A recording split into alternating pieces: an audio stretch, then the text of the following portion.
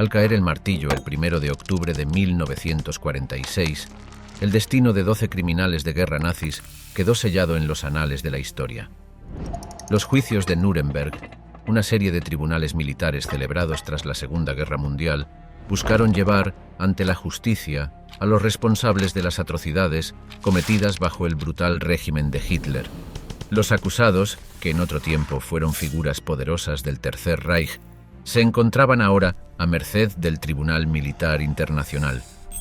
Entre los condenados se encontraban Joachim von Ribbentrop, Alfred Rosenberg, Wilhelm Keitel y Hermann Göring, este último eludiendo la horca al quitarse la vida pocas horas antes de su ejecución programada para el 15 de octubre de 1946. Sin embargo, 10 más enfrentaron el castigo máximo por sus crímenes contra la humanidad. Cuando la noche del 16 de octubre descendió, los condenados fueron llevados a las horcas erigidas en el gimnasio de la prisión del Tribunal de Nuremberg. ¿Qué fue de sus restos mortales después de que se llevaron a cabo las sentencias? ¿Dónde fueron enterradas estas figuras notorias, cuyas acciones habían sumido al mundo en el abismo de la guerra y el genocidio? En palabras de Robert H. Jackson, fiscal principal de Estados Unidos en los juicios de Nuremberg, las injusticias que buscamos condenar y castigar han sido tan calculadas, tan malignas y tan devastadoras, que la civilización no puede tolerar que se ignoren, porque no puede sobrevivir a su repetición. Pero, ¿qué pasó con los restos mortales de quienes perpetraron estas injusticias? Únete a nosotros mientras desentrañamos el misterio que rodea los lugares de descanso final de los ejecutados en Nuremberg, explorando el viaje secreto que sus cuerpos emprendieron tras sus muertes. Bienvenidos al diario de Julio César. Enfrentando la justicia, los notorios líderes nazis en juicio en Nuremberg. A raíz de la Segunda Guerra Mundial, mientras el mundo lidiaba con las atrocidades inimaginables cometidas por la Alemania nazi, las potencias aliadas buscaron responsabilizar a los culpables por sus acciones. Los juicios de Nuremberg, que comenzaron el 20 de noviembre de 1945, llevaron a algunos de los líderes nazis más notorios a enfrentar la justicia ante un tribunal internacional. Entre estas figuras infames se encontraban Hermann Göring, Rudolf Hess y Joachim von Ribbentrop, cada uno de los cuales jugó roles significativos en el reinado de terror del Tercer Reich. Hermann Göring, una vez considerado la mano derecha y el heredero aparente de Adolf Hitler, fue quizás el acusado más prominente en los juicios de Nuremberg. Nacido el 12 de enero de 1893 en Rosenheim, Baviera, Göring tuvo una distinguida carrera como piloto de combate durante la Primera Guerra Mundial, ganando el prestigioso Pour le Mérite, también conocido como el Blue Max. Después de la guerra, se unió al partido nazi y rápidamente ascendió en las filas, convirtiéndose en el segundo hombre más poderoso de la Alemania nazi. Como comandante en jefe de la Luftwaffe, Göring desempeñó un papel crucial en el esfuerzo de guerra alemán, supervisando el desarrollo de la fuerza aérea del país y la implementación de las tácticas de Blitzkrieg que llevaron a las primeras victorias alemanas. Sin embargo, su reputación comenzó a declinar después de la Batalla de Inglaterra en 1940, cuando la Luftwaffe no logró alcanzar la superioridad aérea sobre el Reino Unido. A pesar de este revés, Göring permaneció desafiante, afirmando famosamente durante los juicios de Nuremberg: el vencedor siempre será el juez y el vencido el acusado. Durante toda la guerra, Göring también estuvo involucrado en el saqueo sistemático de arte y tesoros culturales de los territorios ocupados, acumulando una vasta colección personal. Era conocido por su estilo de vida extravagante y su personalidad flamboyante. Una vez declaró famosamente: «Yo decido quién es un judío». En los juicios de Nuremberg, Göring fue acusado de conspiración, crímenes contra la paz, crímenes de guerra y crímenes contra la humanidad. A pesar de sus intentos de defender sus acciones y desafiar la autoridad del tribunal, fue encontrado culpable en todos los cargos y condenado a muerte por ahorcamiento. Sin embargo, la noche antes de su ejecución programada, Göring eludió el juicio final de los aliados ingiriendo cianuro, negándoles la oportunidad de llevar a cabo la sentencia. Su acto final de desafío fue visto por muchos como un final apropiado para una vida marcada por la arrogancia y una lujuria por el poder. Rudolf Hess, otro alto funcionario nazi, tuvo un viaje peculiar a los juicios de Nuremberg. Nacido el 26 de abril de 1894 en Alejandría, Egipto, Hess fue un miembro temprano del partido nazi y sirvió como el adjunto de Adolf Hitler desde 1933 hasta 1941. Era conocido por su lealtad inquebrantable a Hitler y su participación en la redacción de las leyes de Nuremberg que despojaron a los judíos alemanes de su ciudadanía y derechos civiles. En mayo de 1941, Hess hizo un sorprendente vuelo en solitario a Escocia, supuestamente en una misión autoimpuesta, para negociar la paz con el Reino Unido. Fue arrestado inmediatamente por las autoridades británicas y pasó el resto de la guerra como prisionero. Este incidente bizarro llevó a mucha especulación sobre los motivos y el estado mental de Hess, con algunos sugiriendo que se había desilusionado con el régimen nazi y buscaba terminar la guerra en sus propios términos. En los juicios de Nuremberg, Hess fue acusado de conspiración y crímenes contra la paz. Durante los procedimientos, mostró un comportamiento errático, alegando amnesia y a menudo pareciendo desorientado. Esto llevó a especulaciones sobre su estado mental y si estaba en condiciones de ser juzgado. A pesar de su comportamiento, Hess fue encontrado culpable y sentenciado a cadena perpetua. Cumplió su condena en la prisión de Spandau en Berlín Occidental, donde permaneció como el único recluso desde 1966 hasta su muerte en 1987, a la edad de 93 años. Su vida y acciones siguen siendo un tema de fascinación y misterio hasta el día de hoy, con muchos historiadores y psicólogos intentando desentrañar el enigma de Rudolf Hess. Como una vez comentó Winston Churchill, Hess es un caso médico y no un caso criminal. Es un caso psicopático. Es un hombre que está mentalmente enfermo. Joachim von Ribbentrop, el ex ministro de Asuntos Exteriores de Alemania, fue otra figura clave en el juicio de Nuremberg. Nacido el 30 de abril de 1893 en Wesel, Alemania, Ribbentrop tuvo una carrera variada antes de unirse al partido nazi. Trabajó como hombre de negocios, periodista e incluso vendedor de champaña antes de atraer la atención de Adolf Hitler a principios de la década de 1930.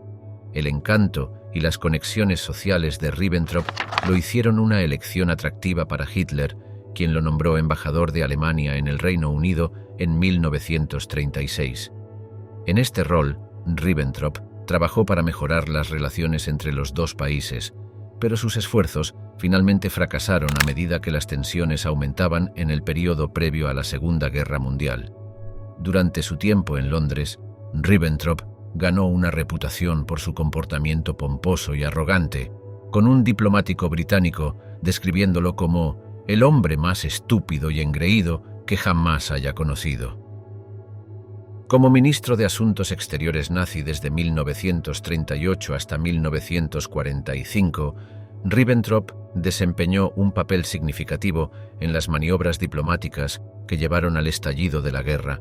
Fue instrumental en la negociación del Pacto Molotov-Ribbentrop, un acuerdo de no agresión entre Alemania y la Unión Soviética que permitió a Hitler invadir Polonia sin temor a la intervención soviética.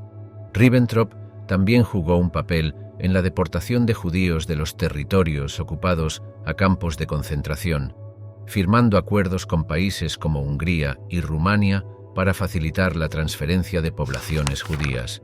En los juicios de Nuremberg fue acusado de conspiración, crímenes contra la paz, crímenes de guerra y crímenes contra la humanidad.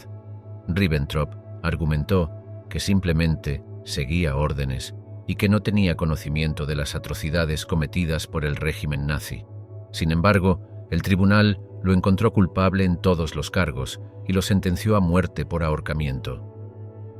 El 16 de octubre de 1946, Ribbentrop fue ejecutado, junto con otros 9 líderes nazis condenados. En su declaración final, permaneció impenitente, declarando: «Muero creyendo en Dios y en mi pueblo». El nacimiento de la justicia internacional, la Carta de Londres y los juicios de Nuremberg Tras la Segunda Guerra Mundial, el mundo quedó conmocionado por las atrocidades inimaginables cometidas por la Alemania nazi.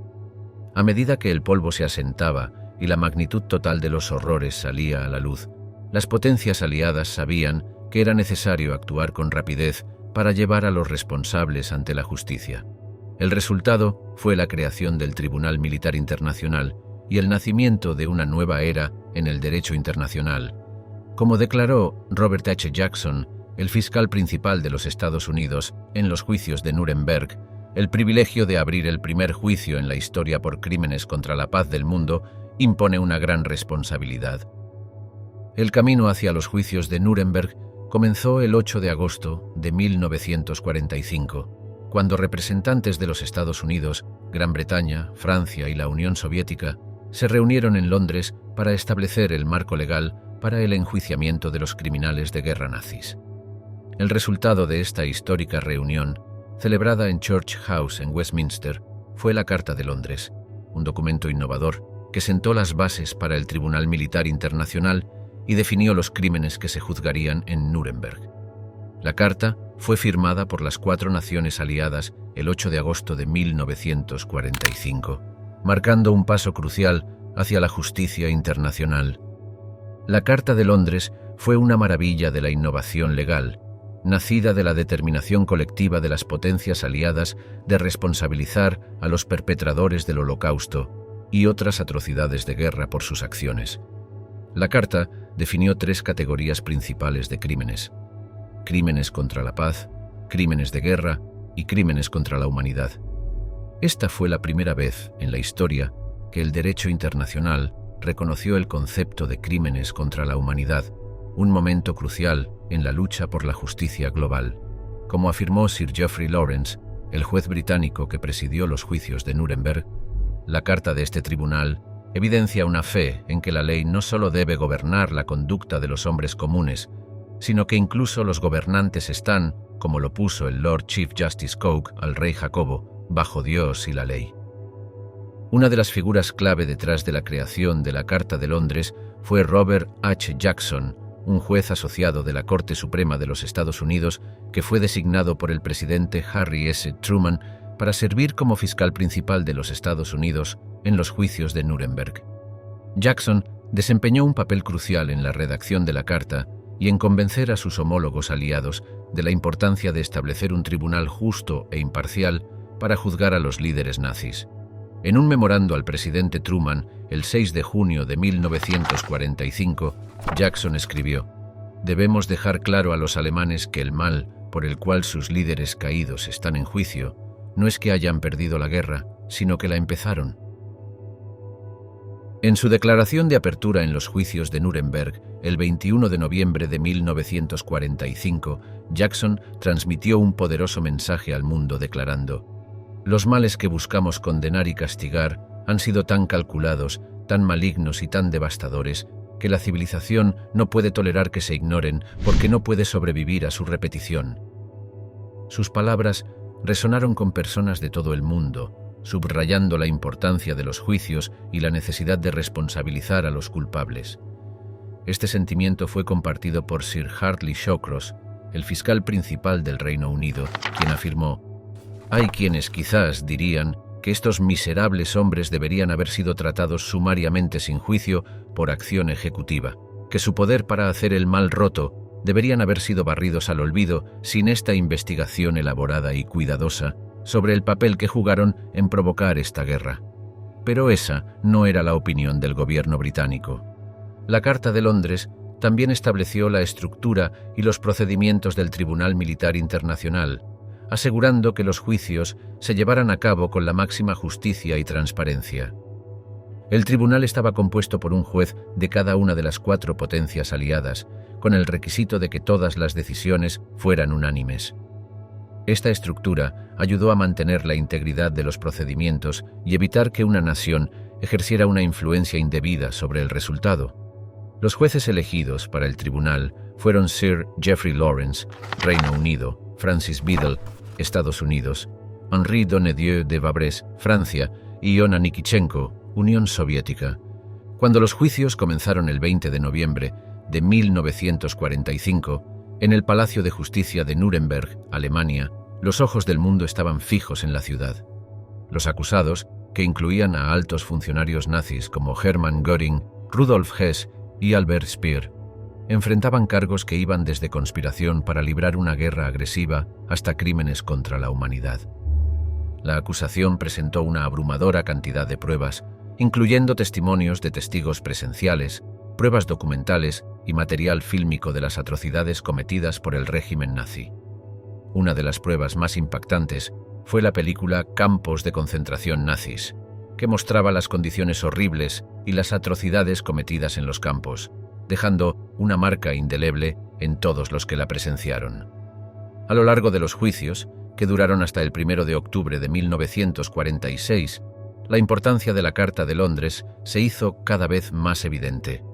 La definición de crímenes contra la humanidad de la Carta permitió a la acusación responsabilizar a los acusados por su papel en el Holocausto y otras atrocidades, incluso si no habían participado directamente en los actos.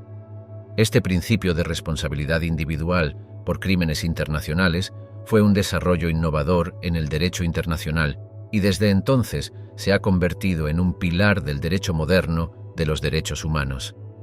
Como afirmó Sir Hartley Shawcross en su declaración de clausura, la Carta de este tribunal ha prescrito estándares justos y justos de conducta para el tratamiento de las poblaciones civiles. El pueblo alemán en los territorios ocupados por ellos tenía derecho al beneficio de estos estándares. No es función de este tribunal establecer estándares de conducta para los alemanes en el gobierno de su propio país, pero afirmamos que existen estándares de decencia y humanidad que todos los pueblos tienen derecho a esperar de quienes tienen poder sobre ellos. Como declaró Benjamin B. Ferencz, un fiscal en los juicios de Nuremberg, los juicios de Nuremberg establecieron que toda la humanidad estaría protegida por un escudo legal internacional y que incluso un jefe de Estado sería considerado criminalmente responsable y castigado por agresión y crímenes contra la humanidad. Juicios de Nuremberg. Navegando, territorio legal inexplorado en la búsqueda de justicia. A medida que el mundo comenzó a reconstruirse tras la Segunda Guerra Mundial, las potencias aliadas enfrentaron un desafío sin precedentes: cómo llevar a los arquitectos de las atrocidades del régimen nazi ante la justicia. Sin embargo, la acusación enfrentó un obstáculo legal significativo en la forma del principio de las leyes ex post facto, que prohíbe la aplicación retroactiva de los estatutos penales. La pregunta en el corazón de este enigma legal era si los líderes nazis podían ser responsabilizados por crímenes que no estaban formalmente reconocidos bajo el derecho internacional en el momento en que fueron cometidos. Las atrocidades perpetradas por el régimen nazi, incluyendo el asesinato sistemático de millones de judíos, gitanos, homosexuales y otros grupos perseguidos, así como la guerra de agresión, nunca habían sido codificadas como crímenes en ningún tratado o convención internacional. La magnitud de estos crímenes era asombrosa. Entre 1941 y 1945 se estima que 6 millones de judíos fueron asesinados en campos de concentración como Auschwitz-Birkenau, Treblinka y Belzec, mientras innumerables otros fueron sometidos a trabajos forzados, experimentos médicos y otras formas de brutalidad. En su declaración de apertura en los juicios de Nuremberg, el juez Jackson articuló elocuentemente esta idea, declarando: «La parte realmente demandante en su tribunal es la civilización. No es necesario entre las ruinas de esta ciudad antigua y hermosa, con un número incalculable de sus habitantes civiles aún enterrados en sus escombros, argumentar la proposición de que iniciar o librar una guerra de agresión tiene las cualidades morales de los peores crímenes». Las palabras de Jackson resonaron con la comunidad internacional, que había sido testigo de los horrores indescriptibles del Holocausto y la destrucción causada por la agresión nazi. Mientras hablaba, la sala del tribunal estaba llena de un palpable sentido de la importancia histórica del momento, con periodistas y observadores de todo el mundo pendientes de cada palabra. Para reforzar su caso, el equipo de acusación en Nuremberg recurrió a una gama de precedentes legales y argumentos morales. Señalaron la cláusula de Martens, una disposición en el preámbulo de la Convención de La Haya de 1907 que estipulaba que en casos no cubiertos por acuerdos internacionales específicos deberían aplicarse los principios de las leyes de la humanidad y los dictados de la conciencia pública. Los fiscales también invocaron el concepto de derecho natural, argumentando que ciertos derechos y prohibiciones fundamentales existen independientemente de cualquier sistema legal creado por el hombre. Como declaró el fiscal francés Auguste Champetier de Ribes en su declaración de apertura el 17 de enero de 1946, la conciencia de la humanidad, que es una e indivisible, fue profundamente conmocionada por los crímenes del nacionalsocialismo, y la conciencia universal exige que estos crímenes sean condenados y castigados. Además, las potencias aliadas ya habían sentado las bases para la persecución de los criminales de guerra nazis a través de una serie de declaraciones y acuerdos. La Declaración de Moscú de 1943, firmada por los Estados Unidos, el Reino Unido y la Unión Soviética, había declarado que los responsables de atrocidades serían llevados de regreso a los países en los que sus crímenes fueron cometidos y juzgados de acuerdo con las leyes de esas naciones. A pesar de estas bases legales, los abogados defensores en Nuremberg argumentaron vehementemente que el caso de la acusación violaba el principio de nullum crimen sine lege, que sostiene que un acto no puede ser considerado un crimen a menos que estuviera explícitamente prohibido por la ley en el momento en que fue cometido. Sostuvieron que los cargos contra sus clientes se basaban en leyes ex post facto y que los aliados estaban llevando a cabo una justicia de los vencedores. En respuesta, la acusación mantuvo que los crímenes nazis eran tan atroces y contrarios a los principios básicos de la moralidad humana que trascendían cualquier tecnicismo legal. Como declaró el fiscal británico Sir Harley Shawcross en su declaración de clausura el 26 de julio de 1946, hay, como he dicho, algunas cosas que no son objeto de la ley de ningún Estado, que la ley de ningún Estado puede justificar. Asesinato, tortura, genocidio han sido durante mucho tiempo crímenes contra la conciencia de la humanidad. Las palabras de Shawcross resonaron con las de su homólogo estadounidense, el juez Jackson, quien había argumentado en su declaración de apertura que los acusados deben ser responsabilizados por el programa perverso e ilegal que claramente conocían y sancionaban. Finalmente, el Tribunal de Nuremberg rechazó los argumentos de la defensa y encontró a los líderes nazis culpables de los cargos en su contra. En su sentencia, entregada el 1 de octubre de 1946, el tribunal declaró: «Los crímenes contra el derecho internacional son cometidos por hombres, no por entidades abstractas, y solo castigando a los individuos que cometen tales crímenes se pueden hacer cumplir las disposiciones del derecho internacional». Esta decisión histórica estableció el principio de responsabilidad penal individual por violaciones del derecho internacional, allanando el camino para futuras persecuciones de crímenes de guerra, crímenes contra la humanidad y genocidio. Como declaró el juez Lord Geoffrey Lawrence, el juez británico que presidió los juicios de Nuremberg, en sus comentarios de clausura, la ley no es estática, sino que mediante la adaptación continua sigue las necesidades de un mundo cambiante. Los juicios de Nuremberg, aunque no exentos de defectos y controversias, representaron un momento decisivo en el desarrollo del derecho penal internacional. Al enfrentar los desafíos legales planteados por la naturaleza sin precedentes de las atrocidades nazis, los fiscales y jueces aliados en Nuremberg ayudaron a establecer un nuevo paradigma para responsabilizar a los individuos por las violaciones más atroces de los derechos humanos. Como observó el juez Jackson en su declaración de clausura, el futuro nunca tendrá que preguntarse con recelo qué podrían haber dicho los nazis en su favor. La historia sabrá que, sea lo que sea que pudiera decirse, se les permitió decirlo. Se les ha dado el tipo de juicio que ellos, en los días de su pompa y poder, nunca dieron a ningún hombre.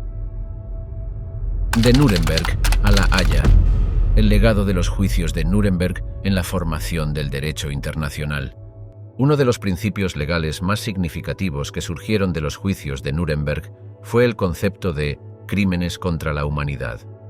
Esta idea innovadora, que había sido defendida por académicos legales como Hersch Lauterpacht y Raphael Lemkin en los años previos a los juicios, sostenía que ciertos actos eran tan atroces y moralmente reprobables que ofendían la esencia misma de la dignidad humana y la conciencia colectiva de la humanidad.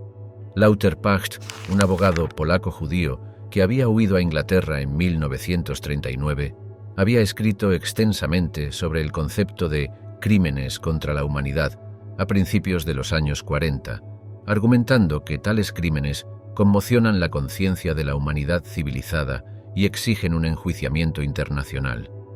De manera similar, Lemkin, quien había perdido 49 miembros de su familia en el Holocausto, había acuñado el término genocidio en 1944 para describir la destrucción deliberada y sistemática de un grupo racial, étnico, nacional o religioso.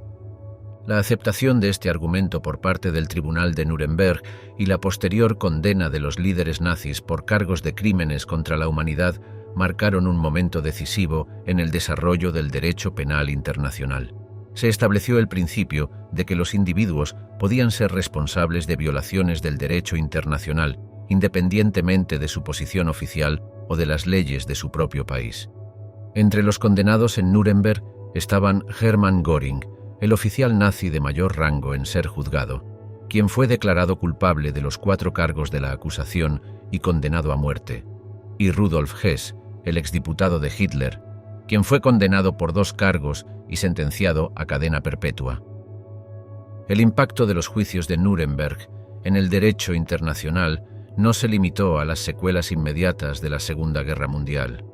Los principios legales establecidos en Nuremberg jugaron un papel crucial en el desarrollo de 2 de los tratados internacionales más importantes del siglo XX, la Convención para la Prevención y la Sanción del Delito de Genocidio, adoptada por la Asamblea General de las Naciones Unidas el 9 de diciembre de 1948, y los Convenios de Ginebra de 1949, que establecieron las normas para el tratamiento humano de civiles y prisioneros de guerra durante los conflictos armados.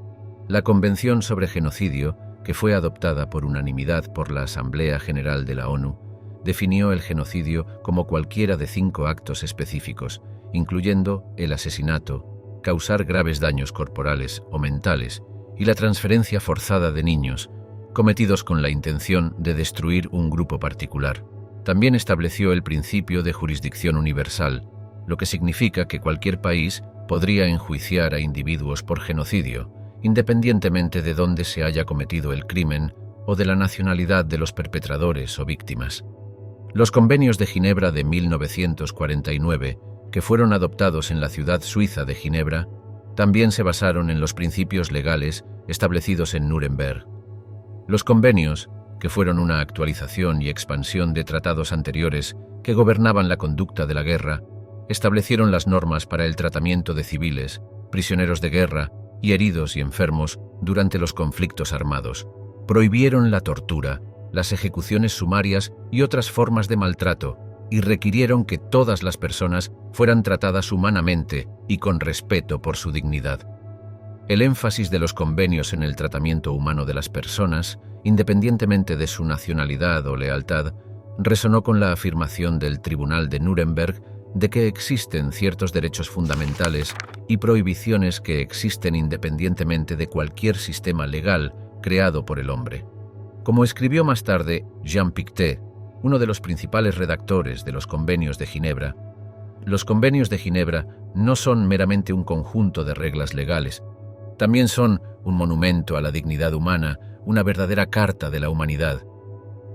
El impacto de los juicios de Nuremberg y los principios legales que establecieron se pueden ver en el trabajo de los tribunales y cortes penales internacionales en las décadas posteriores.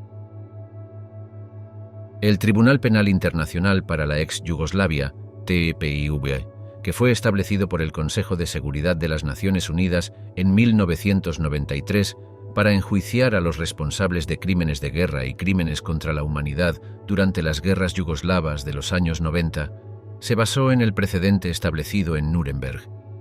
El enjuiciamiento por parte del TPIR de individuos como Slobodan Milosevic, el expresidente de Serbia, y Radovan Karadzic, el exlíder de los serbios de Bosnia, por sus roles en el genocidio y otras atrocidades cometidas durante las guerras, demostró la relevancia continua e importancia de los principios establecidos en Nuremberg.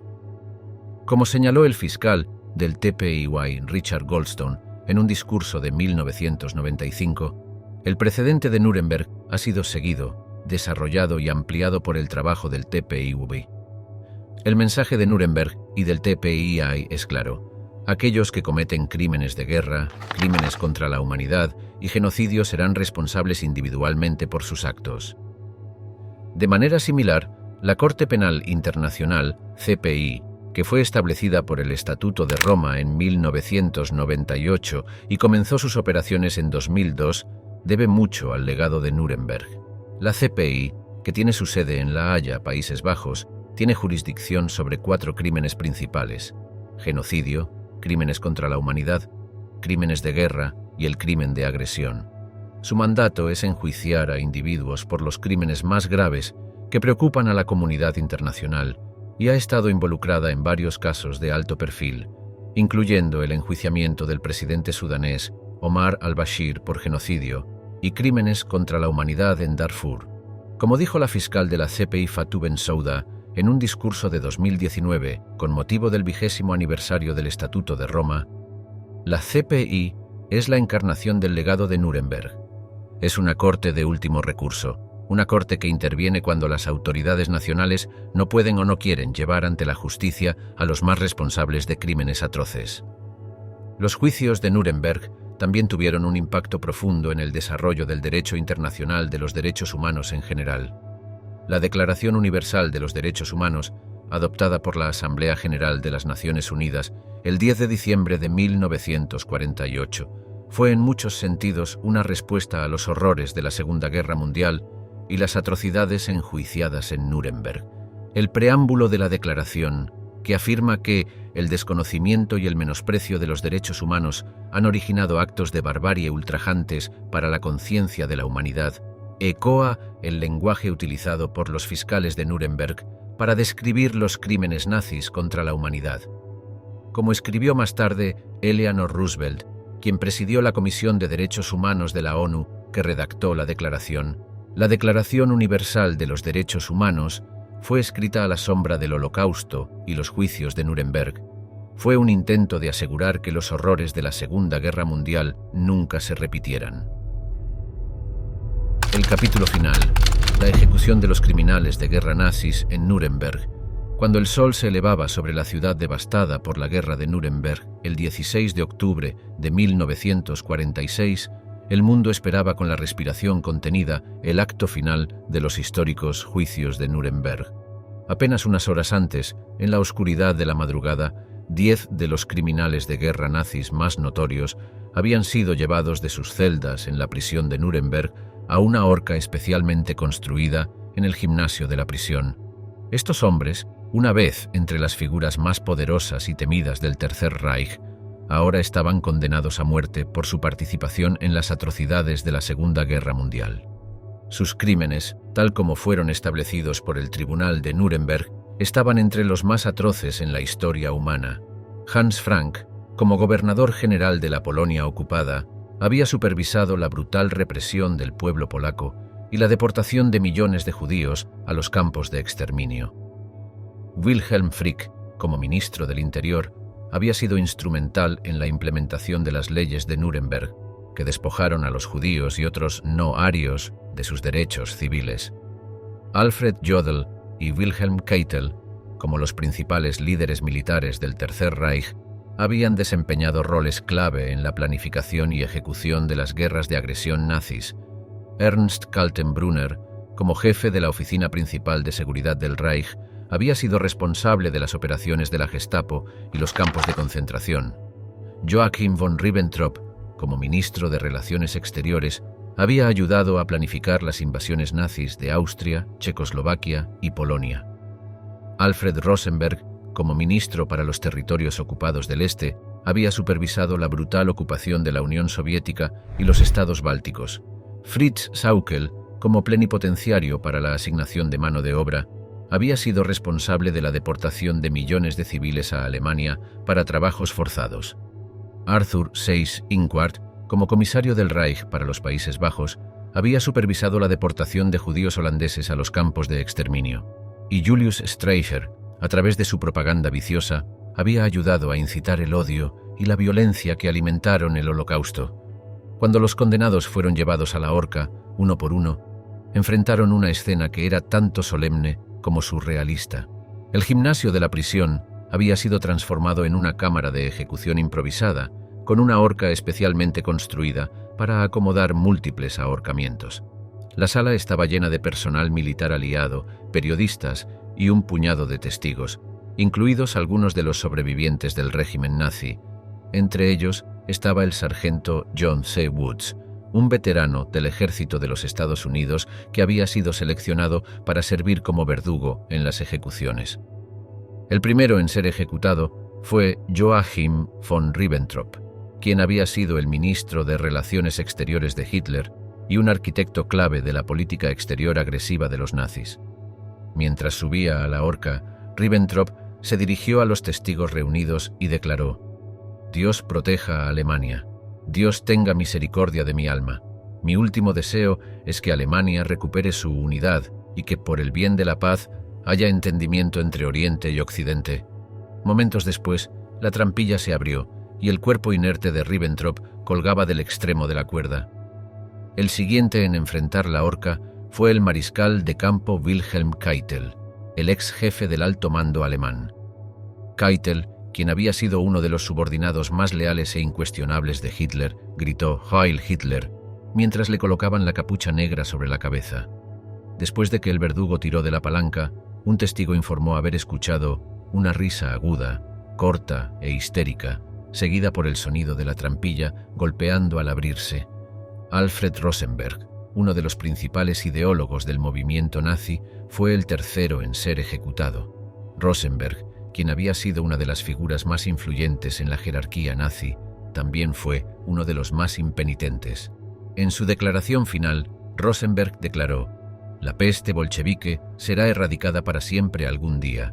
Hoy, incluso advierto a las democracias mundiales contra este peligro». Ernst Kaltenbrunner, el ex jefe de la Oficina Principal de Seguridad del Reich, siguió a Rosenberg a la horca. Kaltenbrunner, quien había supervisado la Gestapo y los campos de concentración, era uno de los miembros más temidos y odiados del liderazgo nazi. Mientras estaba en la horca, Kaltenbrunner permaneció desafiante hasta el final, declarando: «He amado a mi pueblo alemán y a mi patria con un corazón cálido. He cumplido con mi deber según las leyes de mi pueblo, y lamento que esta vez mi pueblo haya sido dirigido por hombres que no eran soldados y que se cometieron crímenes de los cuales no tenía conocimiento». Los 6 hombres condenados restantes siguieron en rápida sucesión. Wilhelm Frick, el ex ministro del Interior, fue a su muerte en silencio, sin ofrecer una declaración final. Arthur Seyss-Inquart, el ex comisario del Reich para los Países Bajos, declaró: «Espero que esta ejecución sea el último acto de la tragedia de la Segunda Guerra Mundial y que la lección tomada de esta guerra mundial sea que debe haber paz y entendimiento entre los pueblos. Creo en Alemania». Hans Frank, el ex gobernador general de la Polonia ocupada, ofreció una larga declaración final en la que aceptaba la responsabilidad de sus crímenes y expresaba remordimiento por sus acciones. «Mi conciencia me obliga a aceptar el justo castigo por mis muchos crímenes», dijo Frank. «Que Dios tenga misericordia de mi alma». Fritz Sauckel, el ex plenipotenciario para la asignación de mano de obra, y Alfred Jodl, el ex jefe del Estado Mayor de Operaciones del Alto Mando de las Fuerzas Armadas, ambos permanecieron en silencio mientras se enfrentaban la horca. Julius Streicher, el virulentamente antisemita editor de Der Stürmer, fue a su muerte gritando «Heil Hitler» y Fiesta de Purim 1946, una referencia a la festividad judía que conmemora la liberación de los judíos de un complot persa para destruirlos.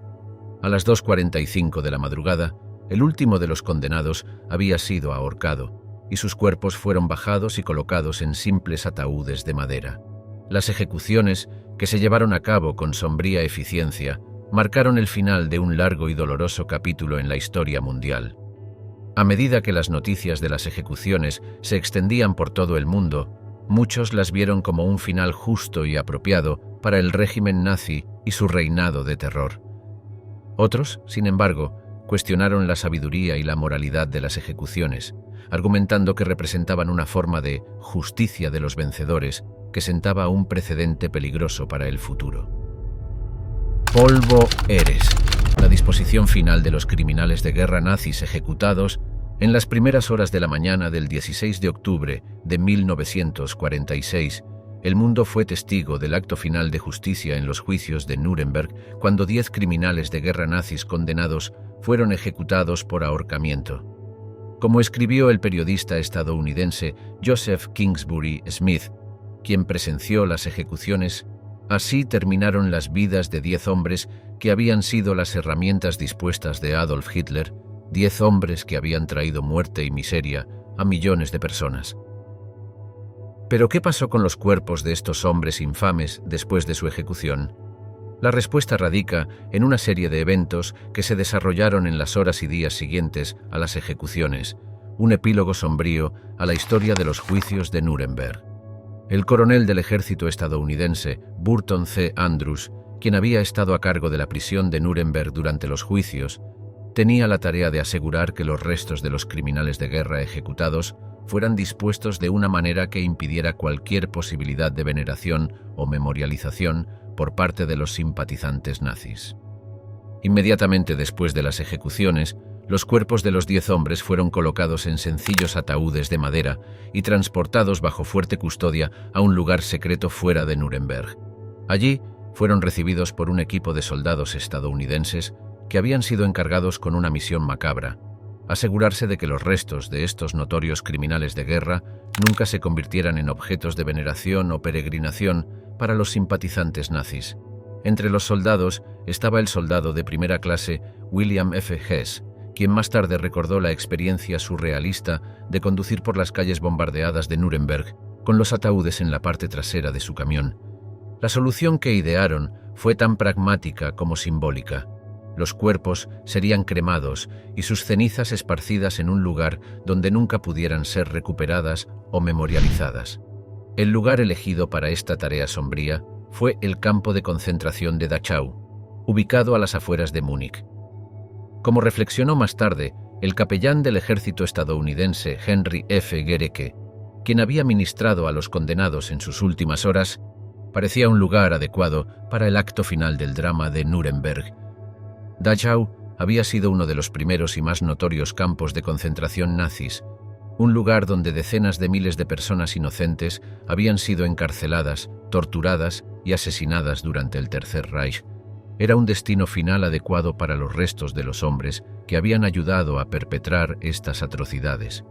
Como escribió Kingsbury Smith en su despacho desde Nuremberg, Dachau, donde miles de personas inocentes habían muerto, ahora recibiría las cenizas de 10 de los más culpables.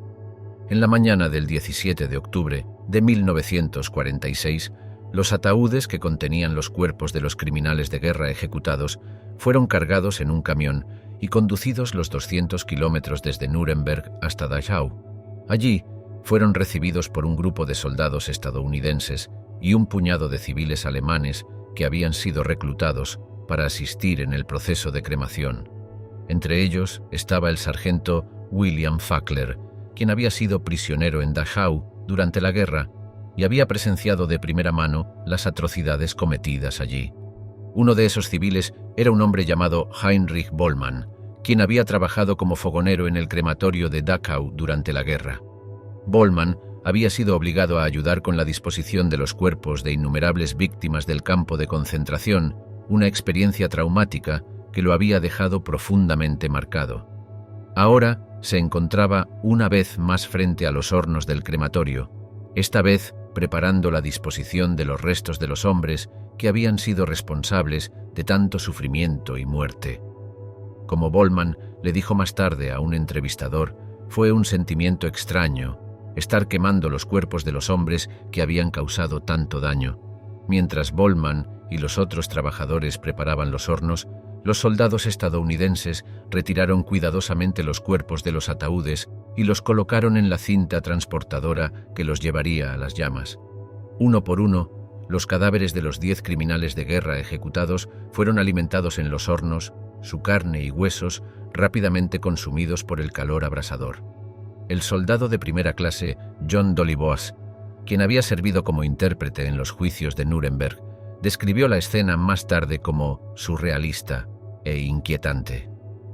El proceso llevó varias horas, ya que los soldados y trabajadores alimentaron metódicamente los cuerpos en los hornos y tamizaron las cenizas para asegurarse de que no quedaran restos reconocibles.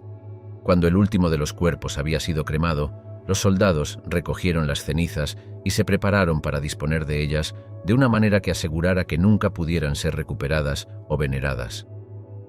Como escribió Kingsbury Smith, el polvo de los 10 líderes nazis fue colocado en un camión del ejército y llevado, destino desconocido.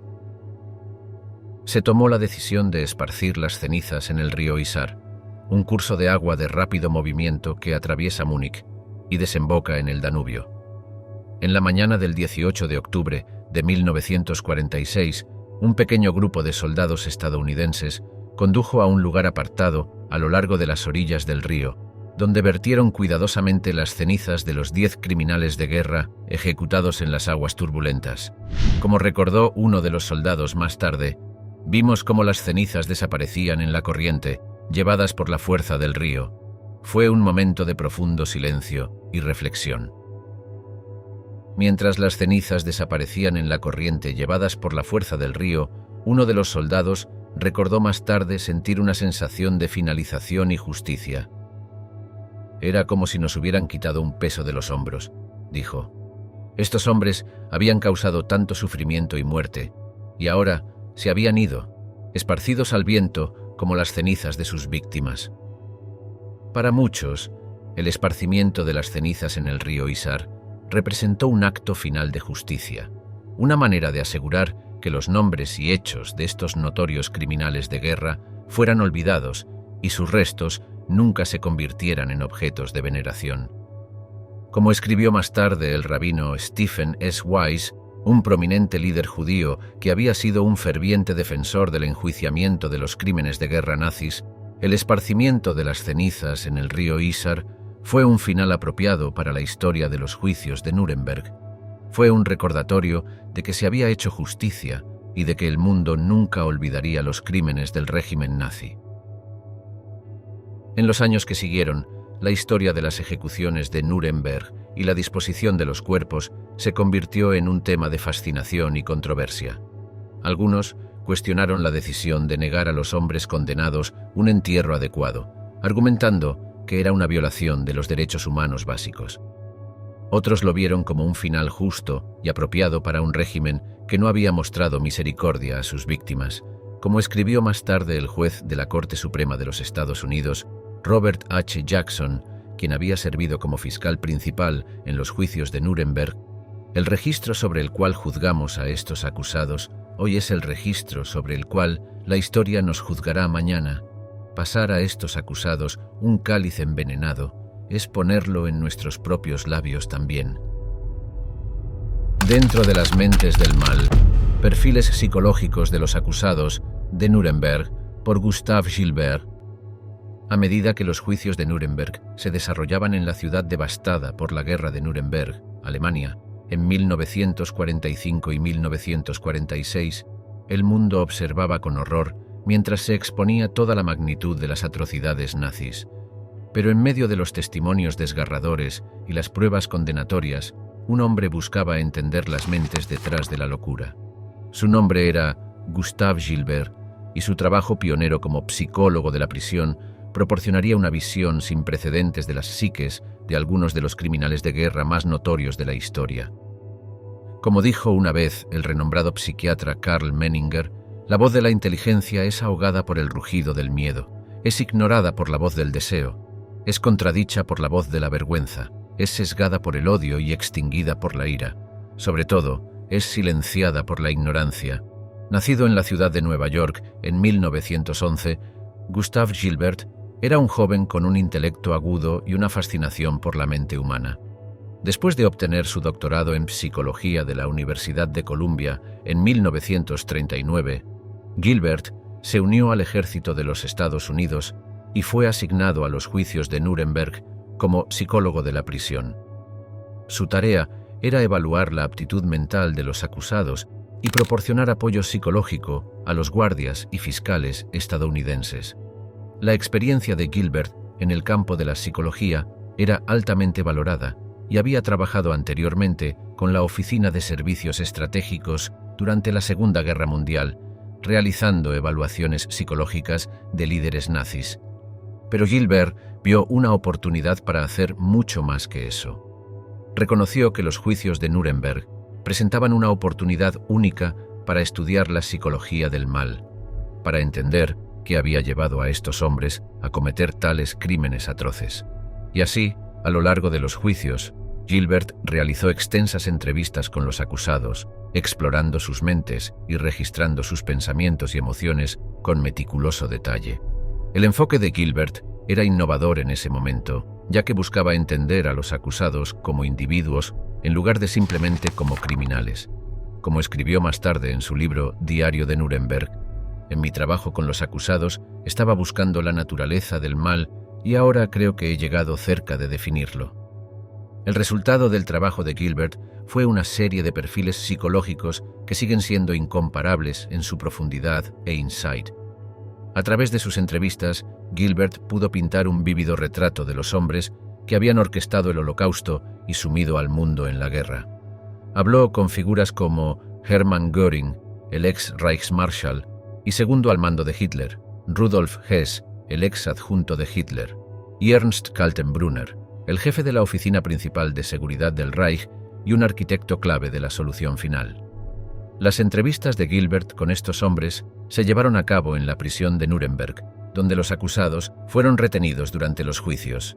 Pasó innumerables horas con ellos, a menudo hasta altas horas de la noche, en un esfuerzo por entender sus motivaciones y procesos de pensamiento. Las entrevistas de Gilbert revelaron una compleja red de motivaciones y rasgos de personalidad que habían llevado a estos hombres a cometer sus crímenes.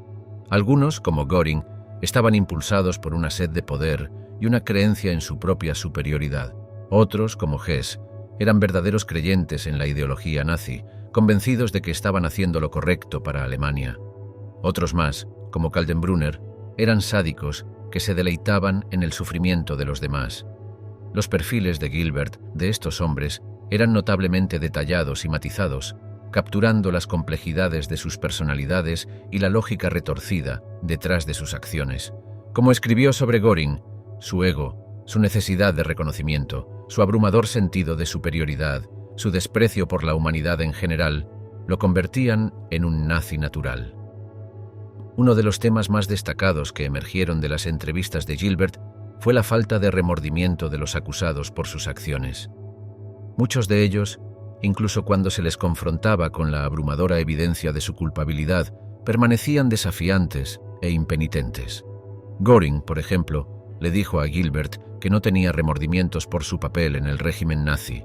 «Lo volvería a hacer todo», dijo. «El único error que cometí fue perder». Esta falta de remordimiento era un hilo común entre los acusados, y Gilbert lo vio como un indicador clave de su psicopatología. Como escribió en Diario de Nuremberg, el mal, creo, es la ausencia de empatía. Pero quizás el insight más escalofriante que Gilbert obtuvo de sus entrevistas fue la realización de que estos hombres no eran monstruos, sino seres humanos ordinarios que habían sido arrastrados por una ideología monstruosa. Como escribió en su libro Diario de Nuremberg, que fue publicado en 1947 y se convirtió en un bestseller, en mi trabajo con los acusados estaba buscando la naturaleza del mal y ahora creo que he llegado cerca de definirlo. Una falta de empatía. Es la única característica que conecta a todos los acusados, una incapacidad genuina de sentir con sus semejantes. Este insight fue particularmente perturbador para Gilbert, ya que sugería que la capacidad para el mal reside dentro de todos nosotros.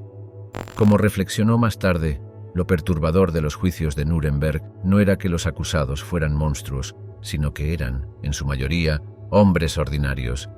El trabajo de Gilbert en Nuremberg no estuvo exento de críticas. Algunos lo acusaron de ser demasiado simpático con los acusados, de intentar entender sus acciones en lugar de condenarlas. Pero Gilbert se mantuvo firme en su creencia de que entender la psicología del mal era esencial para prevenir que ocurriera de nuevo. Debemos intentar entender a estos hombres escribió, no para excusarlos, sino para estar prevenidos y armados contra la recurrencia de tal mal. El enfoque de Gilbert era controvertido en ese momento, pero desde entonces se ha convertido en una piedra angular de la psicología moderna. Como dijo una vez el renombrado psicólogo Philip Zimbardo, el mal es el ejercicio del poder, y esa es la clave, se trata de poder, para dañar intencionalmente a las personas psicológicamente, para herir a las personas físicamente, para destruir a las personas mortalmente o ideas, y para cometer crímenes contra la humanidad. Los insights de Gilbert en las mentes de los acusados de Nuremberg continúan resonando hoy, más de 70 años después de que los juicios terminaran. Su trabajo sentó las bases para el campo de la psicología política e inspiró a generaciones de investigadores a estudiar las raíces del genocidio y la violencia masiva. Y su mensaje de empatía y comprensión, incluso frente a un mal indescriptible, sigue siendo tan relevante como siempre en un mundo que aún lucha con el legado del Holocausto. Como escribió una vez la filósofa Hannah Arendt, quien cubrió los juicios de Nuremberg para The New Yorker, la triste verdad es que la mayor parte del mal es hecho por personas que nunca se deciden a ser buenas o malas. Como escribió el propio Gilbert en las páginas finales de Diario de Nuremberg, los juicios de Nuremberg me han mostrado dos caras del mal, el mal de aquellos que planearon este crimen contra la humanidad y el mal del mundo, que permaneció complaciente mientras se planificaba. Una forma de mal puede ser vencida por la fuerza de las armas, la otra solo puede ser vencida por una nueva dedicación del hombre al hombre.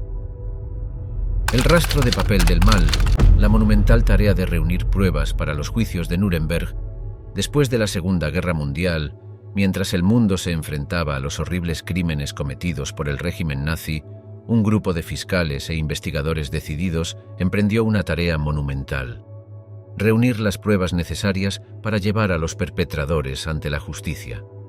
Como observó la periodista y corresponsal de guerra estadounidense Martha Gellhorn, los juicios de Nuremberg son el tributo más significativo que el poder ha rendido a la razón. En el corazón del caso de la acusación había una asombrosa cantidad de pruebas y documentación, meticulosamente reunidas de las ruinas del Tercer Reich. La tarea de recolectar y organizar este material recayó en un equipo de dedicados investigadores, liderados por el incansable Robert H. Jackson, el fiscal jefe de los Estados Unidos. Jackson, un ex fiscal general y juez de la Corte Suprema, había sido personalmente designado por el presidente Harry S. Truman para liderar el equipo de la acusación estadounidense, y rápidamente se dedicó a reunir un equipo de abogados, investigadores y traductores para ayudarlo a construir el caso contra los acusados nazis. Entre ellos estaba el brillante joven abogado Whitney R. Harris, quien más tarde escribiría un relato definitivo de los juicios, Tyranny on Trial.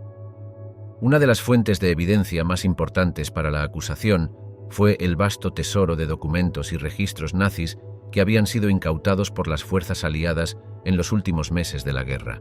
Estos incluían desde registros gubernamentales oficiales y órdenes militares hasta diarios personales y correspondencia, y proporcionaron una visión escalofriante del funcionamiento interno del régimen nazi. Entre los documentos más condenatorios presentados en los juicios se encontraban el Protocolo de Wannsee, que detallaba los planes de los nazis para la solución final, y los discursos de Posen, en los que Heinrich Himmler, el jefe de las SS, reconocía abiertamente el asesinato masivo de judíos. Entre las pruebas más condenatorias presentadas en los juicios estaban los registros meticulosamente guardados de los Einsatzgruppen, las unidades móviles de matanza responsables de los asesinatos de más de 1 millón de judíos y otros civiles en los territorios ocupados de la Unión Soviética. Estos registros, que incluían informes detallados sobre el número de personas asesinadas y los métodos utilizados, proporcionaron un registro claro e inequívoco de las políticas genocidas de los nazis.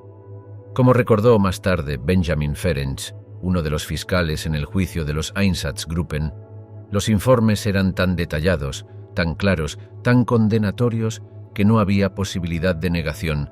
Ferencz, que tenía solo 27 años en ese momento, había sido encargado de revisar los informes de los Einsatzgruppen y presentarlos como prueba en los juicios. Más tarde, se convertiría en un destacado defensor del derecho penal internacional y en la creación de la Corte Penal Internacional. Otra fuente clave de evidencia para la acusación fue la vasta colección de imágenes y películas que documentaban las atrocidades cometidas por los nazis. Esto incluía tanto películas de propaganda oficiales como imágenes filmadas por soldados aliados mientras liberaban los campos de concentración, y proporcionaron un registro visceral e inolvidable de los horrores del Holocausto. Como señaló Jackson en su declaración de clausura, la evidencia fotográfica, en particular, no deja nada a la imaginación o la especulación. Estas películas alemanas capturadas revelan, de manera más gráfica de lo que las palabras pueden describir, lo que los nazis hicieron a aquellos que consideraban sus inferiores. Entre las piezas de evidencia fílmica más poderosas presentadas en los juicios estaba la filmación realizada por el cineasta británico Sidney Bernstein, quien había sido encargado por las fuerzas aliadas para documentar la liberación del campo de concentración de Bergen-Belsen en abril de 1945. La tarea de presentar estas pruebas en el tribunal recayó en un equipo de hábiles fiscales que trabajaron incansablemente para construir un caso convincente contra los acusados nazis. Entre ellos estaba Thomas Dodd, un joven abogado de Connecticut que había sido reclutado por Jackson para unirse al equipo de la acusación. Dodd, quien más tarde se convertiría en senador de los Estados Unidos, tenía la tarea de presentar pruebas relacionadas con la guerra agresiva de los nazis y las atrocidades cometidas en los campos de concentración. En un momento poderoso durante los juicios, Dodd presentó una compilación de filmaciones de los campos liberados, mostrando los cuerpos demacrados de los prisioneros y los montones de cadáveres dejados por los alemanes en retirada. Como recordó más tarde, la sala del tribunal estaba en silencio, excepto por el sonido del proyector. Fue el momento más devastador del juicio. La presentación de Dodd de las pruebas fílmicas fue tan poderosa que conmovió incluso a algunos de los acusados nazis más endurecidos hasta las lágrimas. El impacto de estas pruebas en los acusados fue profundo. Muchos de ellos, que previamente habían mantenido su inocencia o afirmado no estar al tanto de las atrocidades cometidas por el régimen, se enfrentaron con la prueba incontrovertible de su culpabilidad. Como Hans Frank, el exgobernador general de la Polonia ocupada, confesó más tarde al psicólogo de la prisión Gustav Gilbert: no sabía sobre las exterminaciones, pero sabía que estaban ocurriendo cosas horribles. Debería haber sabido más y debería haber hecho algo al respecto. Esa es mi culpa. Frank, que había sido uno de los asociados más cercanos de Hitler y un arquitecto clave de la ocupación nazi de Polonia, fue finalmente condenado a muerte por el Tribunal de Nuremberg. Como señaló Jackson en su declaración de clausura, si no podemos eliminar las causas y prevenir la repetición de estos eventos bárbaros, no es una profecía irresponsable decir que este siglo XX aún puede traer la perdición de la civilización. Las pruebas y la documentación presentadas en los juicios, muchas de ellas ahora preservadas en archivos y museos de todo el mundo, son un testamento al coraje y la determinación de aquellos que trabajaron para llevar a los perpetradores del Holocausto ante la justicia. Como dijo Ferenc, quien se convirtió en un destacado defensor del derecho penal internacional, no puede haber paz sin justicia, no puede haber justicia sin ley, y no puede haber ley significativa sin un tribunal que decida lo que es justo y legal bajo cualquier circunstancia dada. Las sombras de Nuremberg, descendientes. Luchan con un oscuro legado familiar. Los juicios de Nuremberg, como se les llegó a conocer, vieron la persecución de altos funcionarios nazis por sus roles en las atrocidades cometidas durante la Segunda Guerra Mundial. Pero, ¿qué pasó con las familias de estos hombres, los descendientes que quedaron para lidiar con el oscuro legado de sus antepasados? Como advirtió famosamente el filósofo George Santayana, aquellos que no pueden recordar el pasado están condenados a repetirlo. Para muchos de estos descendientes, la sombra de Nuremberg ha sido una presencia constante en sus vidas. Han tenido que aceptar el hecho de que sus abuelos, padres o tíos fueron responsables de algunos de los crímenes más atroces en la historia humana. Algunos han optado por hablar sobre el pasado de su familia, mientras que otros han preferido permanecer en silencio, esperando distanciarse de los pecados de sus antepasados. Una de estos descendientes es Katrin Himmler, la sobrina nieta de Heinrich Himmler, el infame jefe de las SS y uno de los principales arquitectos del Holocausto. En su libro de 2007, Los hermanos Himmler, una historia familiar alemana, Katrin profundiza en las vidas de sus tíos abuelos y trata de entender cómo pudieron convertirse en tales monstruos. «Quiero entender cómo se convirtieron en lo que eran», escribe. «Quiero mirar toda la imagen, no solo los años que están en los libros de historia». Uno de los descendientes más prominentes en lidiar con este legado es Niklas Frank, el hijo de Hans Frank, quien sirvió como gobernador general de la Polonia ocupada durante la guerra. Hans Frank fue uno de los acusados más notorios en Nuremberg y finalmente fue sentenciado a muerte por su papel en el exterminio de millones de judíos y polacos. Niklas Frank, quien nació en 1939, ha pasado gran parte de su vida tratando de aceptar los crímenes de su padre. En una serie de libros y entrevistas, ha hablado con franqueza sobre su lucha para reconciliar su amor por su padre con el conocimiento de sus actos monstruosos. «Nunca he podido odiar a mi padre», dijo una vez, «pero desprecio lo que hizo». En su libro de 1987, Der Vater, eine Abrechnung, El padre, un ajuste de cuentas, Niklas profundiza en la vida de su padre y trata de entender cómo pudo convertirse en tal monstruo. «Tuve que escribir este libro», dice. «Tuve que intentar entender a mi padre, aunque significara confrontar las partes más oscuras de su alma». Otra descendiente que ha lidiado con este legado es Bettina Göring, la sobrina nieta de Hermann Göring, el segundo hombre más poderoso del régimen nazi después del propio Hitler. Hermann Göring fue sentenciado a muerte en Nuremberg, pero eludió su ejecución, causándose su propia muerte la noche antes de que estuviera programada. Bettina Göring, quien nació en 1956, ha hablado públicamente sobre la vergüenza y la culpa que siente por el pasado de su familia. En un documental de 2006 titulado Bloodlines, describió cómo decidió someterse a una esterilización voluntaria para asegurar que la línea de sangre Göring terminara con ella. «Corté la línea», dijo. «No quiero pasar la sangre de un monstruo».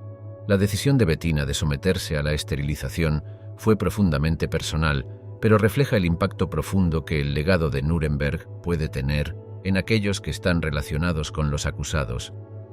«Es una carga pesada de llevar», dice, «pero es una que siento que debo soportar, por el bien de las víctimas y por el bien de las futuras generaciones». Pero no todos los descendientes de los acusados de Nuremberg han estado dispuestos a confrontar el pasado de su familia de manera tan directa. Algunos, como Wolf Rüdiger Hess, el hijo de Rudolf Hess, han buscado defender a sus antepasados y minimizar sus crímenes. Rudolf Hess, quien sirvió como adjunto Führer de Hitler hasta su extraño vuelo en solitario a Escocia en 1941, fue sentenciado a cadena perpetua en Nuremberg. Wolf Rüdiger Hess, quien nació en 1937, pasó gran parte de su vida haciendo campaña por la liberación de su padre, argumentando que había sido encarcelado injustamente y que los juicios de Nuremberg fueron una farsa. «Mi padre era un buen hombre», dijo una vez. «Fue víctima de la justicia de los vencedores». Los esfuerzos de Wolf Rüdiger para defender el legado de su padre han sido controvertidos y han sido criticados por aquellos que los ven como un intento de blanquear los crímenes del régimen nazi. «Es un juego peligroso de jugar», dice el historiador Guy Walters. Al intentar defender a sus antepasados, estos descendientes arriesgan minimizar los terribles crímenes que se cometieron en nombre del Tercer Reich. Otros descendientes han optado por permanecer en silencio sobre el pasado de su familia, prefiriendo mantener un perfil bajo y evitar el escrutinio de los medios. Uno de estos descendientes es el nieto de Ernst Kaltenbrunner, el jefe de la Oficina Principal de Seguridad del Reich y un arquitecto clave del Holocausto. Kaltenbrunner fue sentenciado a muerte en Nuremberg y ejecutado en 1946. Se dice que su nieto, quien nunca ha sido identificado públicamente, cambió su nombre y se mudó a Sudamérica para escapar de la carga del legado de su familia. «Es una pena que sienta que tiene que esconderse», dice el escritor y sobreviviente del Holocausto Elie Wiesel. pero puedo entender por qué podría querer escapar de la sombra de los crímenes de su abuelo. Como dijo una vez Niklas Frank, es mi deber hablar, decir la verdad sobre mi padre y sus crímenes. Es la única manera de asegurar que tales crímenes nunca se repitan. Y mientras el mundo continúa lidiando con el legado del capítulo más oscuro del siglo XX, es un deber que todos compartimos, descendientes y no descendientes por igual. Porque como nos recuerda tan poderosamente Elie Wiesel, olvidar a los muertos sería como matarlos una segunda vez. El epílogo de Nuremberg, llevando a la justicia a los engranajes de la maquinaria nazi. En los años que siguieron, las potencias aliadas continuaron su búsqueda de justicia, persiguiendo a aquellos que habían desempeñado roles clave en los atroces crímenes del régimen nazi. Entre diciembre de 1946 y abril de 1949 se celebraron una serie de 12 juicios en Nuremberg, cada uno centrado en un aspecto diferente del aparato nazi. Estos juicios, conocidos colectivamente como los procesos subsecuentes de Nuremberg, se dirigieron a una amplia gama de individuos, desde médicos que habían realizado horribles experimentos médicos en prisioneros de campos de concentración, hasta industriales que se habían beneficiado del trabajo esclavo y líderes militares que habían llevado a cabo crímenes de guerra en el campo de batalla. En total, 185 acusados fueron juzgados, con 142 condenados y sentencias que iban desde unos pocos años de prisión hasta la muerte por ahorcamiento. Los juicios se llevaron a cabo en la misma sala del tribunal que el juicio principal, con muchos de los mismos fiscales y jueces presidiendo los casos. Como observó la periodista Martha Gellhorn, la guerra ha terminado, pero los juicios no. Los juicios son una continuación de la guerra. Uno de los más infames de estos juicios fue el juicio de los médicos, que comenzó el 9 de diciembre de 1946 y terminó el 20 de agosto de 1947. Los acusados en este caso eran 23 médicos y administradores que habían estado involucrados en los brutales experimentos médicos del régimen nazi en prisioneros, incluyendo esterilización forzada, exposición a temperaturas extremas y pruebas de medicamentos experimentales. El fiscal jefe en el caso, el general de brigada Telford Taylor, describió a los acusados como monstruos en forma humana y argumentó que sus crímenes habían traído vergüenza a la honorable profesión de la medicina. Entre los acusados más notorios estaba Karl Brandt, el médico personal de Hitler y jefe del programa de eutanasia nazi, quien fue acusado de supervisar el asesinato de más de 300.000 personas discapacitadas y con enfermedades mentales. En su defensa, Brandt afirmó que simplemente estaba siguiendo órdenes y que el programa de eutanasia era una muerte misericordiosa para aquellos considerados incapaces de vivir. El tribunal rechazó este argumento, con un juez declarando que una ley que es básicamente inhumana y contraria a la ley natural no es una ley en absoluto. Al final, 16 de los acusados fueron declarados culpables, con 7 condenados a muerte y los demás recibiendo largas penas de prisión. Otro juicio notable fue el juicio de Flick, que se centró en las acciones de Friedrich Flick y otros 5 industriales que habían estado involucrados en el programa de trabajo esclavo del régimen nazi. Flick, que había sido uno de los hombres más ricos de Alemania antes de la guerra, fue acusado de utilizar prisioneros de campos de concentración y prisioneros de guerra como trabajadores forzados en sus fábricas, sometiéndolos a condiciones de trabajo brutales y contribuyendo a la muerte de miles. En su declaración de apertura, el fiscal Charles Lafollette declaró que la culpa de estos hombres es tan negra como el carbón que minaban y tan fétida como el humo de sus hornos. El juicio, que duró desde abril hasta diciembre de 1947, fue notable por las complejas cuestiones legales que planteó sobre la responsabilidad de los industriales por los crímenes del régimen nazi. Al final, Flick y 2 de sus coacusados fueron condenados y sentenciados a penas de prisión que iban de 2 años y medio a 7 años, mientras que los otros 3 acusados fueron absueltos. Las sentencias, relativamente indulgentes, fueron una fuente de controversia, con algunos críticos argumentando que los acusados habían recibido un castigo demasiado leve por su papel en la maquinaria de guerra nazi. Quizás el más famoso de los procesos subsecuentes de Nuremberg fue el juicio de los Einsatzgruppen, que se centró en las acciones de los notorios escuadrones de la muerte de las SS que habían llevado a cabo asesinatos en masa de judíos, personas romaníes y otros indeseables en los territorios ocupados de Europa del Este. Los 24 acusados en el caso, muchos de los cuales habían ocupado altos cargos en las SS, fueron acusados de supervisar el asesinato de más de 1 millón de personas. El juicio, que duró desde septiembre de 1947 hasta abril de 1948, fue notable por las pruebas terriblemente detalladas presentadas por la acusación, incluyendo testimonios de sobrevivientes y fotografías de fosas comunes y sitios de ejecución. En su argumento de clausura, el fiscal Benjamin Ferencz, que tenía solo 27 años en ese momento, declaró que estos hombres escribieron la página más negra en la historia humana e instó al tribunal a afirmar la supremacía de la ley sobre semejante salvajismo sin ley e inhumano. Todos los acusados fueron declarados culpables, con 14 condenados a muerte y los demás recibiendo largas penas de prisión. En defensa de lo indefendible, los juicios de Nuremberg a través de los ojos de los acusados. Para los abogados defensores encargados de representar a estos hombres, los desafíos eran inmensos. ¿Cómo se defiende las acciones de aquellos acusados de algunos de los crímenes más atroces en la historia humana?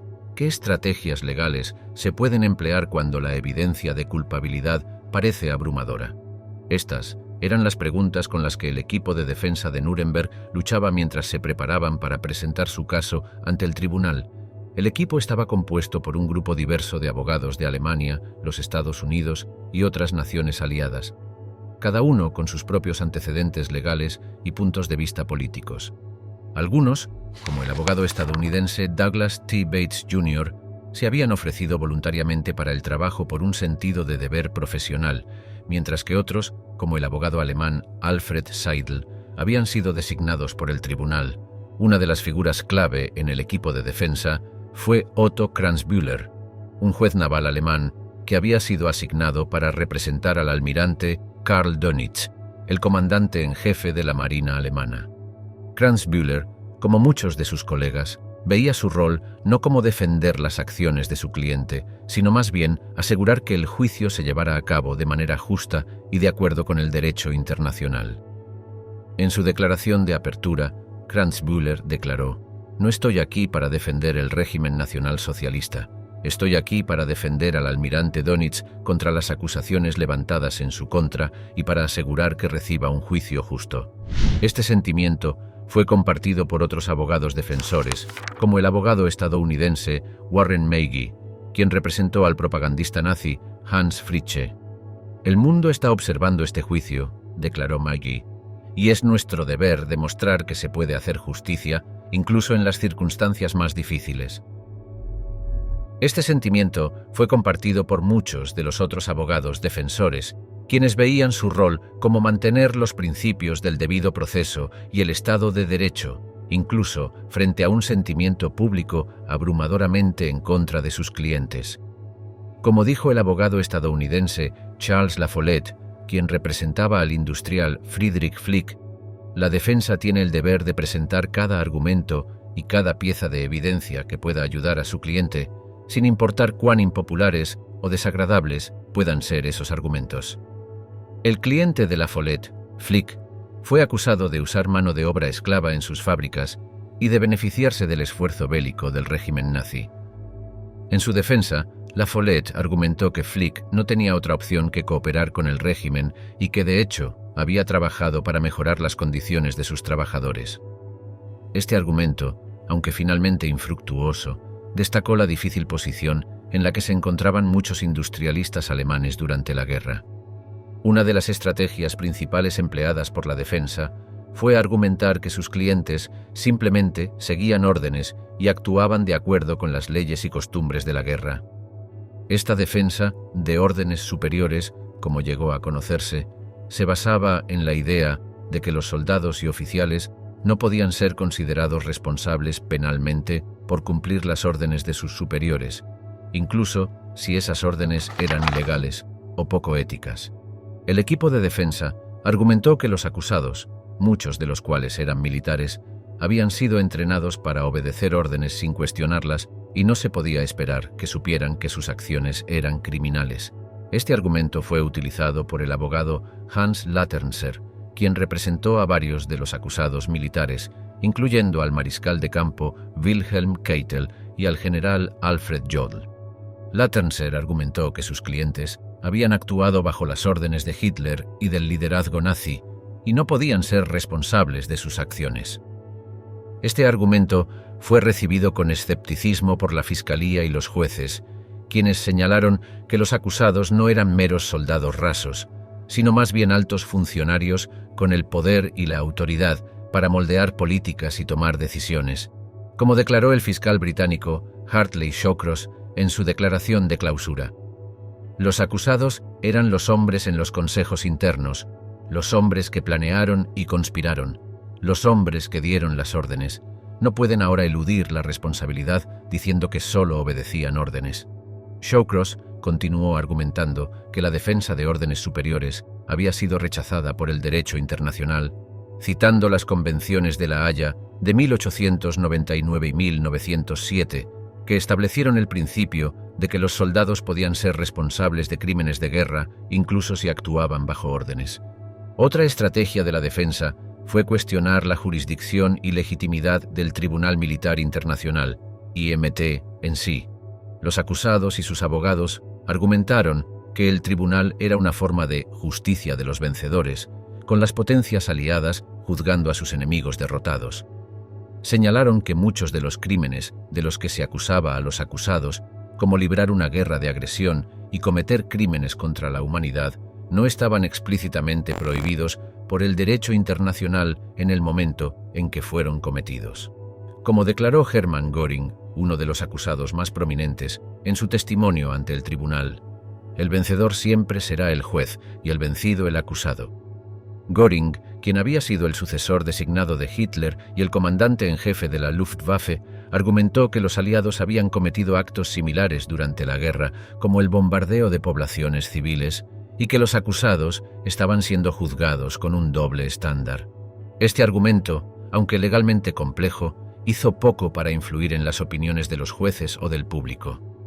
Los horrores del Holocausto y otras atrocidades cometidas por el régimen nazi estaban demasiado frescos en la mente del mundo como para que las technicalidades legales tuvieran mucho peso. Como observó el juez estadounidense Francis Biddle en su juicio final, la ley no es un juego, y los criminales de guerra no pueden escapar del castigo invocando defensas técnicas. Biddle continuó argumentando que los crímenes cometidos por el régimen nazi eran tan atroces que violaban los principios fundamentales del derecho internacional y los derechos humanos, independientemente de si estaban explícitamente prohibidos por los tratados o convenciones existentes. A pesar de los mejores esfuerzos del equipo de defensa, los juicios de Nuremberg terminaron con la condena de 19 de los 24 acusados, con 12 sentenciados a muerte por ahorcamiento. Los otros acusados recibieron largas penas de prisión, con algunos, como Rudolf Hess y Erich Raeder, cumpliendo condenas de por vida. Como declaró el fiscal estadounidense Telford Taylor en su declaración de clausura, los acusados no son los únicos en juicio aquí. La conciencia del mundo está en juicio y el mundo está observando para ver si podemos enfrentar el desafío de responsabilizar a aquellos que han cometido los crímenes más atroces contra la humanidad. Para los abogados defensores que habían representado a los acusados, el final de los juicios trajo un sentido de alivio y, en algunos casos, un grado de autoanálisis. Muchos habían asumido la tarea por un sentido de deber profesional, creyendo que incluso los acusados más despreciados merecían un juicio justo y una representación legal competente. Otros, como el abogado alemán Hans Laternser, quien había representado a varios de los acusados militares, veían su rol como una forma de servicio patriótico, un intento de rescatar algo de dignidad y honor para su nación derrotada. Como escribió Laternser en sus memorias, no defendí el régimen nazi ni sus crímenes. Defendí el honor del soldado alemán que había luchado valientemente y lealmente por su país, incluso si la causa que servía estaba finalmente perdida. testigos presenciales, las voces de las víctimas y sobrevivientes en Nuremberg. Mientras el mundo observaba el desarrollo de los juicios de Nuremberg desde el 20 de noviembre de 1945 hasta el 1 de octubre de 1946, las voces de aquellos que habían sufrido bajo el brutal régimen nazi comenzaron a surgir de las sombras. Para las víctimas y sobrevivientes del Holocausto y la agresión nazi, los juicios representaban una oportunidad para dar testimonio de las atrocidades que habían soportado y buscar alguna medida de justicia por sus pérdidas. Una de las primeras víctimas en tomar la palabra fue Marie-Claude Vaillant-Couturier, una luchadora de la resistencia francesa que había sido encarcelada en los campos de concentración de Auschwitz y Ravensbrück.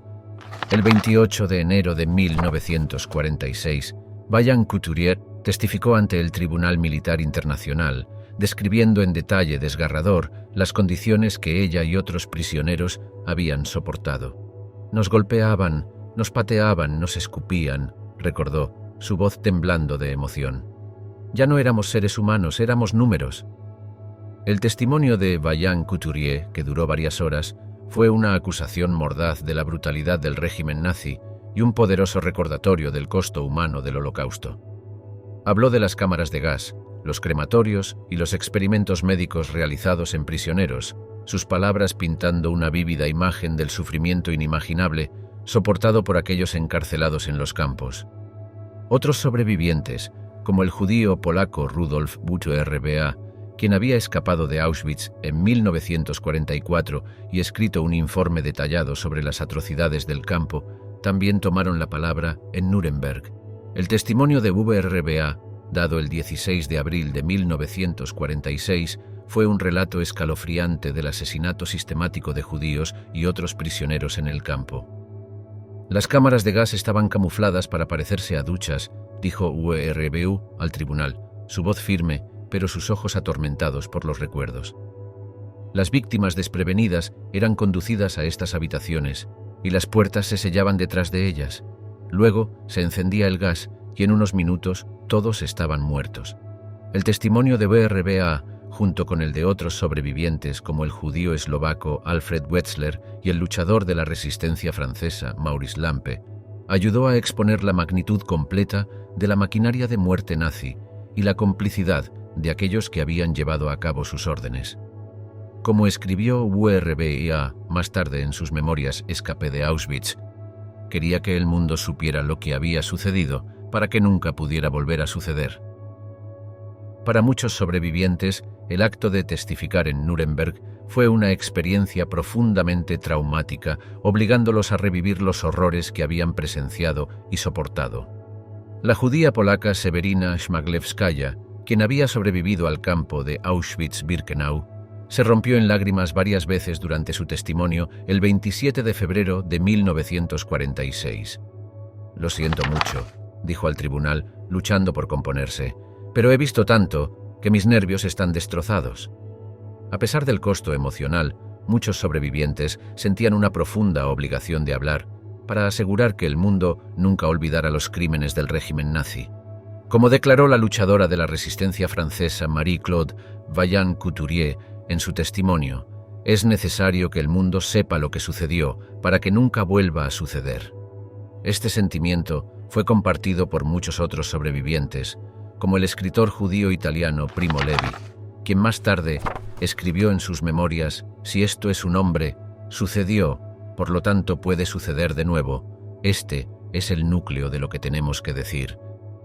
Como observó la periodista y corresponsal de guerra estadounidense Martha Gellhorn en sus despachos desde Nuremberg, los testigos que han comparecido ante el tribunal han sido la parte más dramática e inolvidable del juicio.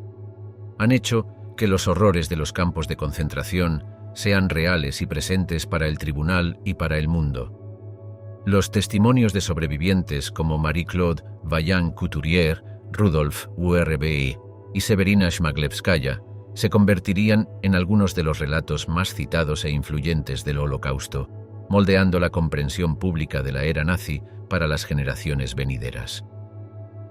Para muchos sobrevivientes, los juicios de Nuremberg representaron un primer paso crucial en el largo y doloroso proceso de sanar y reconstruir sus vidas.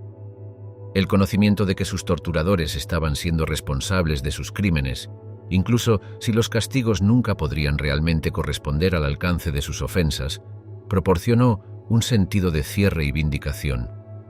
Como observó el sobreviviente y escritor judío polaco Primo Levi en sus memorias La tregua, el juicio terminó con la sentencia de muerte para los principales acusados.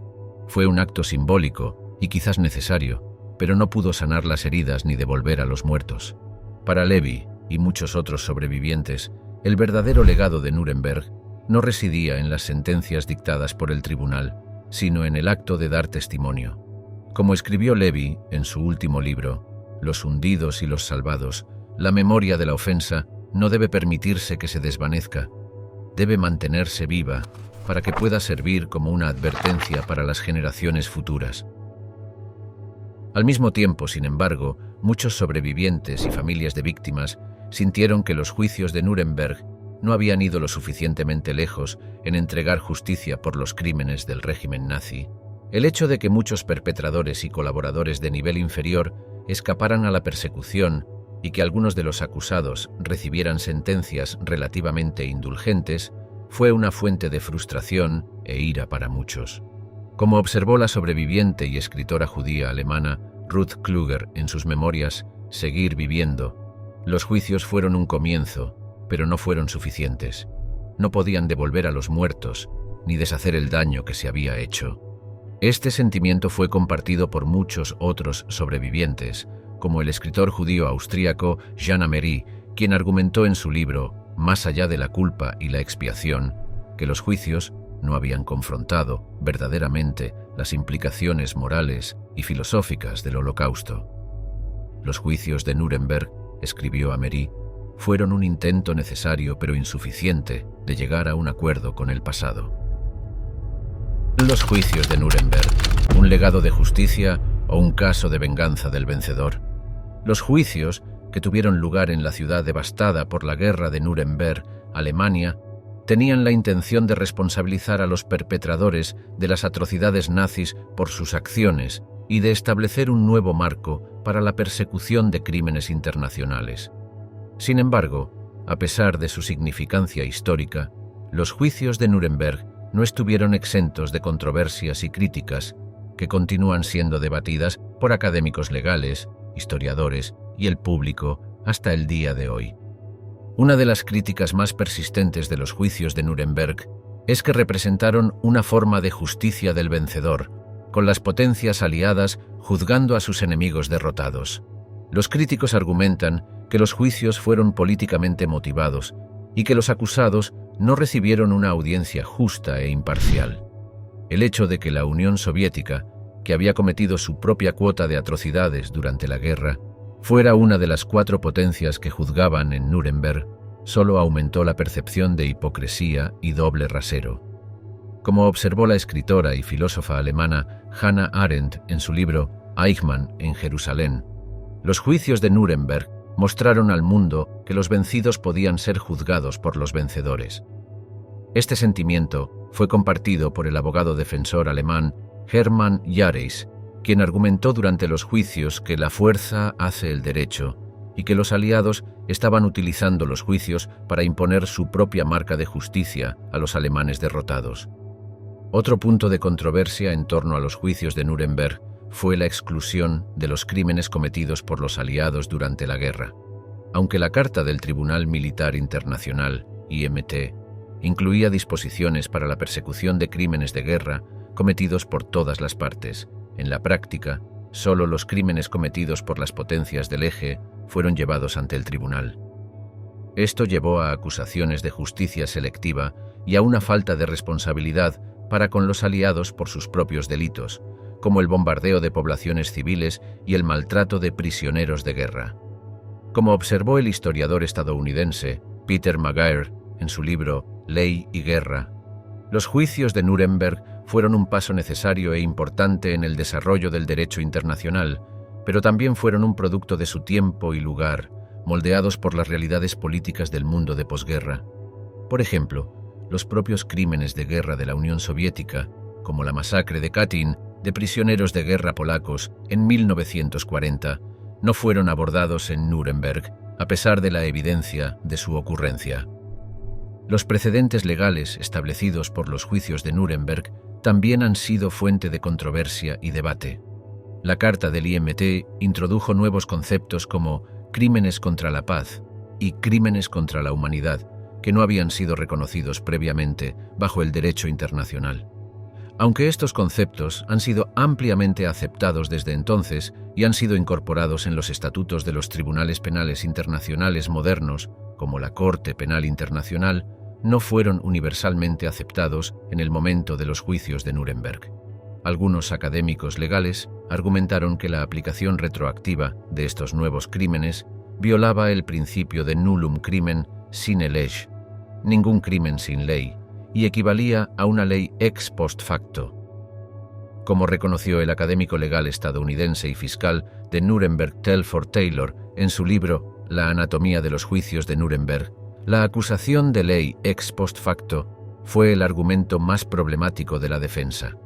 Esta crítica también fue planteada por el abogado defensor alemán Otto Kranzbühler, quien argumentó que los juicios de Nuremberg eran una forma de justicia de los vencedores y que los acusados estaban siendo responsabilizados por crímenes que no existían bajo el derecho internacional en el momento en que fueron cometidos.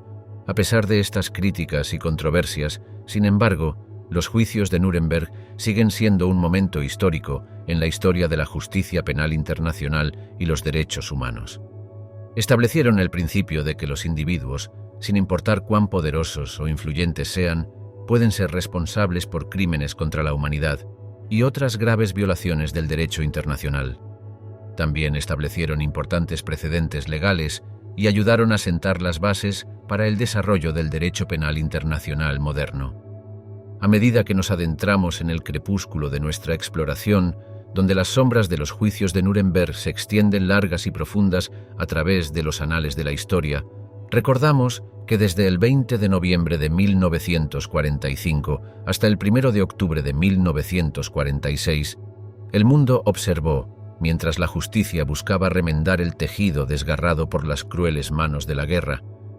En el corazón de una Nuremberg destrozada, nombres como Hermann Göring y Rudolf Hess enfrentaron el juicio de un mundo agraviado. A través de estos juicios, un fénix resurgió de las cenizas del conflicto, dando a luz los principios del derecho internacional que nos guían hasta el día de hoy. Aprendimos que la responsabilidad es el hilo dorado en el tapiz de la paz, una lección grabada en los corredores del tiempo. Despidámonos con una cita que resuena a través de los tiempos, del juez Robert H. Jackson, el principal fiscal estadounidense en Nuremberg. Nunca debemos olvidar que el registro sobre el cual juzgamos a estos acusados hoy es el registro sobre el cual la historia nos juzgará mañana. Mientras el martillo de la historia golpea, resuena con la promesa de justicia, un faro de esperanza en la oscuridad. Con eso, nos despedimos, no adiós, ya que el legado de Nuremberg es inmortal, una guía constante en nuestro viaje hacia un mundo abrazado por los brazos de la justicia y la paz. Hasta que nos volvamos a encontrar en la búsqueda del conocimiento, que todos llevemos adelante la antorcha de la responsabilidad y la humanidad, iluminados por las lecciones del pasado.